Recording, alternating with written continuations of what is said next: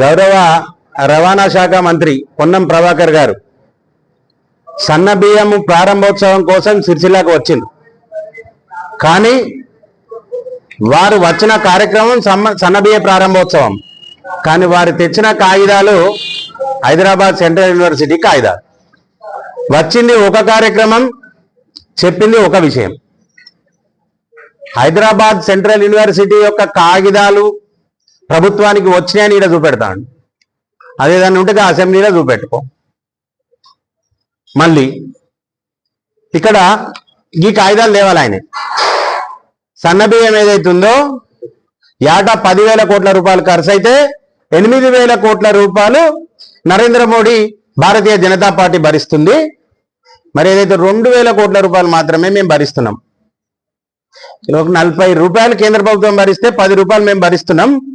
కేంద్ర ప్రభుత్వం ఏదైతే గరీబ్ అన్న యోజన కింద మనిషికి 5 కిలోలు ఇస్తుందో దానికి 1 కిలో బియ్యం మాత్రమే మేము ఇస్తున్నామని తెచ్చే కాగితాలు లేక ఏదో హెచ్సి యొక్క కాగితాలు పట్టుకొచ్చి పెడతాడు.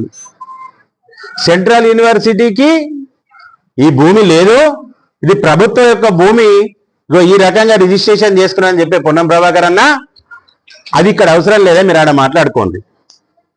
ఏదైతే మీరు బండి సంజయ్ కుమార్ గారు కానీ కిషన్ రెడ్డి గారు కానీ కేసీఆర్ చెప్పు చేతల్లో పనిచేస్తున్నారు, వారికి దిశానిర్దేశం చేసే వ్యక్తి కేసీఆర్ అని చెప్పి మీరు మాట్లాడుతున్నారు.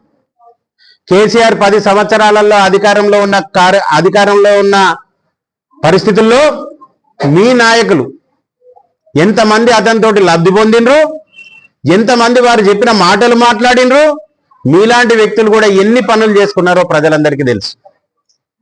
ఈరోజు 10 సంవత్సరాల బీఆర్ఎస్ పరిపాలన, కుటుంబ పాలన, గడీల రాజ్యాన్ని బద్దలు కొట్టింది బండి సంజయ్ కుమార్ గారు. మాలాంటి సామాన్య కార్యకర్తల మీద బీఆర్ఎస్ పార్టీ 10 నుండి 20 నుండి 30 కేసులు పెట్టి లోపలికి పంపినా కానీ మేము పోరాటాలు చేసినాం. ప్రజా సంగ్రామ యాత్ర ద్వారా దొరల గడీలు బద్దలు కొట్టి కేసీఆర్ గారిని తీసుకొచ్చి రోడ్డు మీద నిలబెట్టింది బండి సంజయ్ కుమార్ గారు. ఆ ప్రక్రియ జరిగిన తర్వాత ఏదో లక్కీ లాటరీ తీస్తే మీ ప్రభుత్వం వచ్చింది. లక్కీ లాటరీలా పోరాటం మేం చేస్తే ఫలితం మీరు పొందింది. ప్రభాకర్ అన్న, నీకే ప్రభుత్వం వస్తుందన్న విశ్వాసం ఉంటే నువ్వు కరీంనగర్ నుండే పోటీ చేస్తుండేవాడి. విశ్వాసం లేకనే పక్క దాంట్లోకి పోయి గుడ్డిలో మెల్ల బయటపడ్డు. ప్రభాకర్ అన్న, మీ నాయకులు ఎంతమంది బీఆర్ఎస్ పార్టీకి అనుకూలంగా వ్యవహరించారు, మీ పెద్దలు, అప్పుడు మీరు ఇబ్బంది పడ్డ పరిస్థితులు కూడా ఉన్నాయి. కనుక ఏ మాటలు వాడితే అవి మాటలు మాట్లాడితే నడుస్తాయి. సిరిసిల్లాకి వచ్చి ప్రెస్ మీట్ పెట్టిపోతే మాట్లాడటం లేవాలి అనుకుంటున్నట్టు నువ్వు ఏది మాట్లాడినా ఊకునే పరిస్థితి ఉండదు. బండి సంజయ్ కుమార్ గారు బద్దలు కొట్టిండ్రు కనుకనే ఈరోజు ప్రభుత్వ మార్పు ఆసన్నమైనది.